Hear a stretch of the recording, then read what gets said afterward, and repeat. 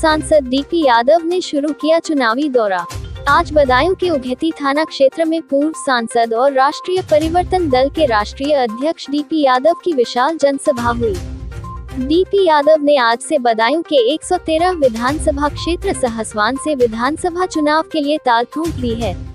उत्तर प्रदेश में बदायूं राजनीतिक रूप से हमेशा चर्चा का केंद्र रहा है। मुलायम सिंह यादव, धर्मेंद्र यादव, मायावती और डीपी यादव जैसे बहुत सारे दिग्गज लोकसभा और विधानसभा के लिए यहां से अपनी किस्मत आजमा चुके हैं।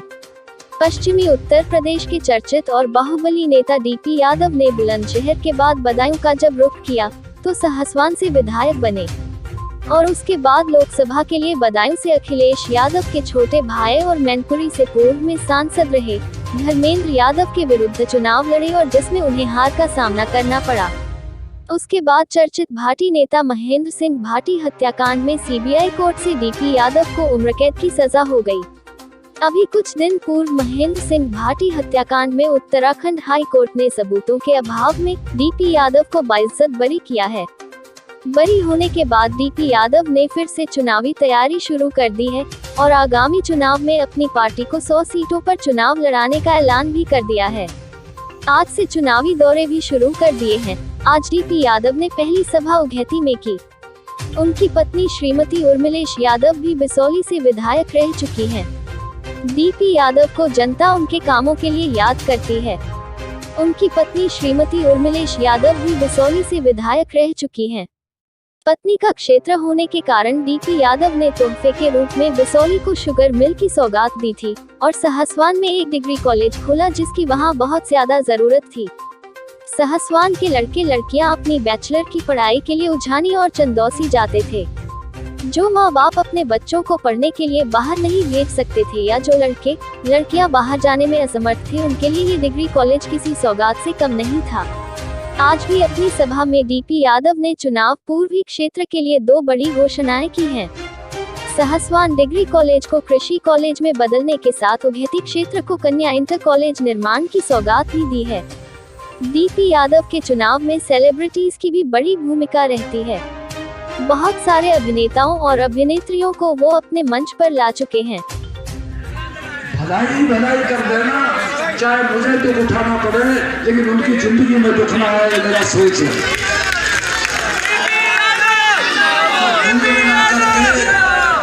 जो हमारे साथी दूर दूर से, आसपास से, गांवों से, देहात और कस्बों से आए हैं, जो हमारी माताएं बहनें यहाँ पहुंची हैं, उन तमाम लोगों को दिल से, अपने मन से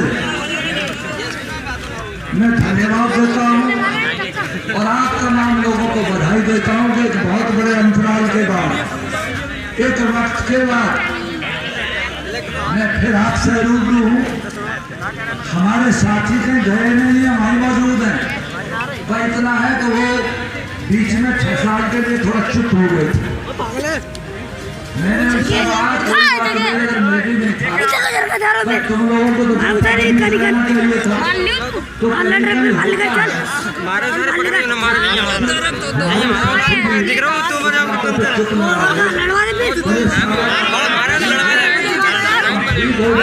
यहाँ पे ज्यादातर किसान उन सबको कहना चाहता हूँ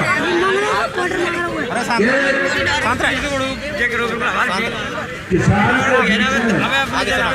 दोनों तरफ कोई ना कोई कमी रह जाती है। सारी बातें मुझे पता नहीं लगती है, लेकिन फोन 24 घंटे दोनों के दोनों मेरे हाथ में होते हैं। कोई ये नहीं कह सकता तुम आईडी लेके उधर खड़े हो जाओ सोने में। मुझे तुम बिना आईडी वाले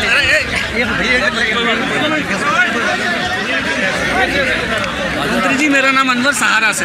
अच्छा, हमारी बात कैसे हैं आप? मेहरबानी करवा देंगे। मेरा सवाल आपसे ये है, जो आपने सबको रोल भैया फाइनल करें रोल करवाएं। आईडी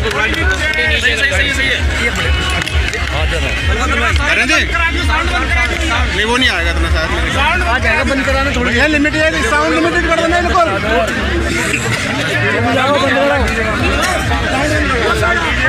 चलो चलेगा यार, कोई दिक्कत नहीं। हाँ जी हाँ जी। ठीक है भैया, ओके। पहला सवाल मेरा है मंत्री जी कि जिस तरह की ये हमने जो चर्चा सुनी है कि राष्ट्रीय परिवर्तन दल पूरे उत्तर प्रदेश में चुनाव लड़ेगा कम से कम 100 सीटों पे, इसके बारे में आपका क्या कहना है? देखिए, पार्टी का निर्णय है। वैसे हमारी कोशिश ये है कि पार्टी ने जो निर्णय पहले कार्यकारिणी ने लखनऊ में किया कि हम कुछ ऐसे दल जो बातचीत में शामिल हैं उनके साथ मिल कर के तालमेल के स्तर पर भी चुनाव लड़ सकते हैं, उससे कोई इनकार नहीं है। राष्ट्रीय कार्यकारिणी ने पास किया। लेकिन अगर ऐसा नहीं हुआ तो राष्ट्रीय परिवर्तन दल तो कमर कस चुका है, चुनाव लड़ेगा, बढ़िया ढंग से लड़ेगा, पब्लिक के बीच जाएंगे, उससे निवेदन करेंगे, साथ देने का निवेदन करेंगे। बाकी अगर दूसरी पार्टियां कोई निर्णय लेती हैं, स्वागत है, अच्छी बात है। अगर मिल कर के कुछ बनता है, बहुत अच्छी बात है। लोगों के मन में एक जिज्ञासा है, मेरा एक सवाल और है कि क्या राष्ट्रीय परिवर्तन दल भाजपा के साथ जा सकता है? देखिए, किसी संभावना से इनकार नहीं किया जा सकता। जो भी हमको लगेगा कि हमारे क्षेत्र के लिए, हमारे लोगों के लिए ज़रूरी है, उसी तरीके से निर्णय लेने का काम किया जाए। काफ़ी लंबी समय के बाद जो है दौरा हुआ है, आपका क्या लग रहा है, जो है कितना सहयोग मिला है जनता का आपके लिए? देखिए, आपके सामने इसकी गवाही मैं क्या दे सकता हूँ। ये तो मैंने तो सोचा भी नहीं था कि इतनी भारी संख्या में जनता यहाँ आ जाएगी। ये तो मुझे मिलने के लिए बुलाया गया था, कोई ऐसा तो नहीं किसी ने कन्वेंस कर दी और गाँव गया हो, लेकिन हज़ारों की तादाद में लोग आए तो इनका धन्यवाद है, प्यार है इनका, और इस प्यार को जिंदा रखने के लिए हम कुछ भी करेंगे। मंत्री जी, आज आपने 2 बड़ी घोषणाएं की हैं, क्या क्या है? एक तो लड़कियों का कॉलेज और दूसरा किसानों के बच्चों के लिए रोजगार। 2 घोषणाएं हैं। मैंने ये कहा कि मैं प्रैक्टिकल आदमी हूँ, मैंने काम करके दिखाया इस इलाके में। नेता तो खाली कहते हैं कि हम आगामी योजना में ये कर देंगे, वो करेंगे, मैंने किया है। आज करीबन 1500 लोग मेरे उद्योगों में काम करते हैं और करीबन 14,000 बच्चे मेरे स्कूलों में पढ़ते हैं, जिन गरीबों को कापी, कागज़, कपड़े भी मिलते हैं और लोगों को रोज़गार भी मिलता है। तो ये काम मैंने किया है, करूँगा, उसे आगे ले जाऊँगा और ज़्यादा करूँगा, क्योंकि यहाँ क्षेत्र की ज़रूरत है। ये क्षेत्र गरीब है, परेशान है, उन अभावों को दूर करने का काम किया जाएगा। और जो राजनीतिक बेईमानी है, राजनीतिक लोग एक दूसरे की ज़मीन छीन रहे हैं, मकानों पर कब्जा कर रहे हैं, लोगों के खिलाफ मुकदमे दर्ज करा रहे हैं, इस बेईमानी को दूर करने का काम करेगा हमारे पार्टी। जो पंजाब में घटना हुई है उसे किस अंदाज से देखते हैं? देखिए, कोई भी घटना प्राइम मिनिस्टर के साथ हो जाए या किसी आम आदमी का दुर्भाग्यपूर्ण, और सुरक्षा तो हर आदमी को ही होनी चाहिए, और प्रधानमंत्री तो विशेष दर्जा है, उनका सम्मान तो होना ही चाहिए, इसमें कोई दो राय नहीं। तो जो भी है, बड़ी बड़ी एजेंसी लगी हुई हैं, जो निर्णय होगा साफ होकर के आ जाएगा।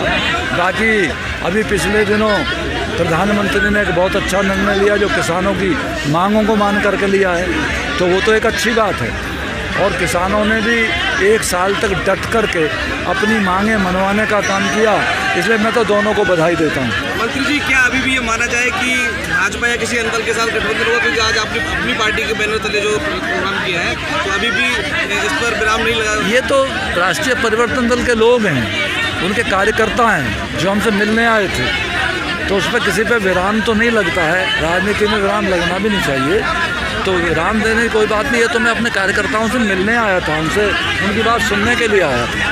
क्षेत्र में एक चर्चा का विषय है कि आपके आने से सहसवान विधानसभा क्षेत्र के राजनीतिक समीकरण बदल रहे हैं, क्या कहेंगे? समीकरण अगर कहीं किन्हीं बेईमान राजनीतिकों को बदलते हैं तो बदल जाने चाहिए, वो तो ज़रूरत है आज की। मेरा विश्वविद्यालय को आप लेकर आपने जो घोषणा की है, कहाँ बनाया जाएगा? सहसवान को एग्रीकल्चर कॉलेज के रूप में विकसित किया गया, ये ज़रूरत भी है, क्योंकि यहाँ लगातार आप देख रहे हैं असली कृषि प्रधान अगर देश या जनपद है तो वो बदायूं है। यहाँ गांव से गांव साथ के साथ बचा पड़ा है और किसान का बच्चा बेरोजगार है, इसलिए हम उसको ऐसी शिक्षा देने का काम करेंगे जो व्यावसायिक हो, जो बिजनेस ओरिएंटेड हो। योगी जी के 4.5 साल के कार्यकाल को किस रूप में देख रहे हैं? में कुछ काम अच्छे भी हुए हैं, कुछ कामों की और अपेक्षा है पब्लिक को। तो मेरा एक सवाल है मंत्री जी, परिवार से ही जो 2 सदस्य हो रहे हैं यहाँ पर, MLC हैं और पूनम यादव जी हैं, इस स्थिति में क्या आपकी निर्णय रहेगा अगर वो भी आते हैं यहाँ से मैदान में? नहीं, वो ऐसा नहीं होगा। हमारा परिवार इतना मतलब बटा हुआ नहीं है, कैसा होगा, जो कुछ होगा अच्छा ही होगा। मेरा एक सवाल थोड़ा सा हटकर है मंत्री जी, आपका जो जिस तरह से हमने आपके चुनाव देखे हैं और आपके अंदर आपके जो कलाकार मन को कोई नहीं छू पाता है कि आपका फिल्मों से क्या रुझान रहा है या फिल्मों में आपका क्या इंटरेस्ट रहा है, आपने खुद भी काम किया है, क्या इस बार भी सेलिब्रिटीज दिखाई देंगे सहसवन चुनाव में? देखिए, जो हमारे दोस्त हैं, जो हमको चुनाव लड़ाना चाहते हैं, उनका स्वागत है। इस बार भी आएंगे, पीछे भी आए थे, बिल्कुल आएंगे। और यहाँ के हमारे नौजवान बच्चों का मनोरंजन के रूप में अगर वो मिल जाते हैं तो अच्छी बात है। क्या लगता है पिछले 30 सालों से सहसवान विधानसभा क्षेत्र जो है समाजवादी का गढ़ रहा है, क्या ये किला भेद पाने में सक्षम होंगे? नहीं, किला और गढ़ तो मैं नहीं मानता, लेकिन हाँ, किला तो हमने भेज दिया था जब मुलायम सिंह जी से चुनाव लड़े थे, लेकिन वो कुछ गड़बड़ रह जाती हैं। तो कुल मिला करके, लेकिन ये जनता है, निर्णय जनता लेती है लोकतंत्र में। और अब भी जो काम उसको नहीं मिले, नहीं हुए, उनके खिलाफ ज़रूर निर्णय लिया जाएगा। और समाजवादी का गढ़ है ऐसा मैं नहीं मानता हूँ। गढ़ किसी का भी नहीं होता है, बल्कि एक आदमी के उम्मीदवार के काम पर निर्भर होता है। तो जैसा उम्मीदवार बढ़िया आएगा, काम करेगा, आगे जाएगा। एक और पूनम यादव ताल ठोक रही हैं कि मैं भी विधानसभा सहसवान से चुनाव लड़ना चाहती हूँ। अब आपकी जानकारी में होगा, मेरी जानकारी में नहीं है।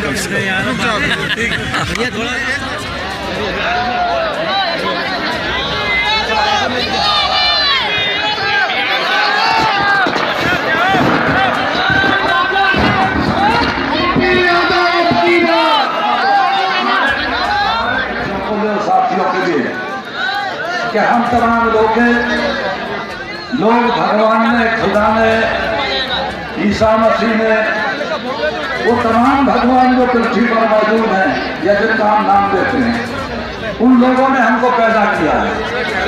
तो कुल मिला करके आप इस बात का यकीन रखें, एक भी आदमी नहीं कह सकता।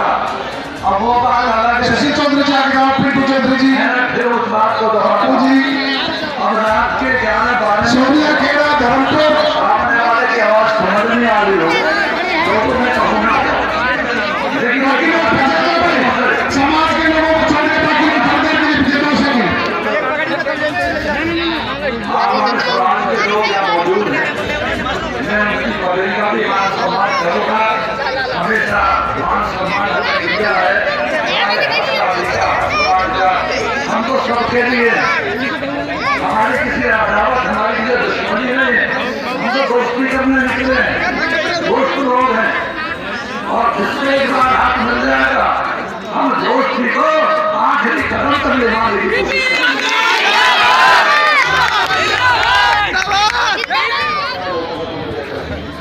बात दे रही थी हमें तो जवाब